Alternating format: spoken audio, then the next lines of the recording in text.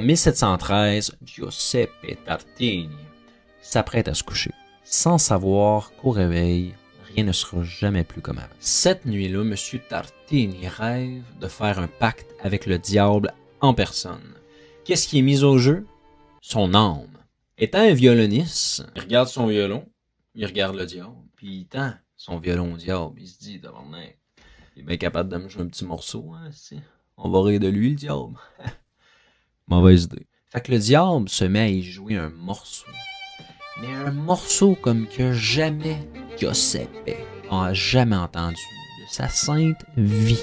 Le diable joue tellement bien que c'est incommensurable pour Giuseppe d'entendre ce qu'il entend en ce moment. C'est doté d'un art, d'une intelligence comme jamais entendu, à croire que c'est surhumain. Il est tellement surpris par le talent du diable que il manque de souffle puis il se réveille.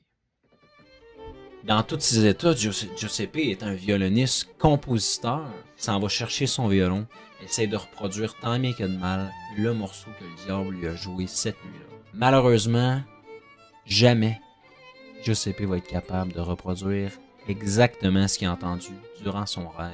Ce qui va quand même un peu le hanter toute sa vie. D'où est née la chanson, le sonate de Devil's Thrill, que vous pouvez aller écouter dès maintenant. N'hésitez pas à me laisser savoir si vous aimez ce type de contenu, si vous connaissiez cette anecdote ou si vous en voulez de plus en plus. Ça va me faire plaisir, j'adore faire ça. Éventuellement, je vais ajouter aussi des covers, donc laissez-moi votre avis dans les commentaires et bisous.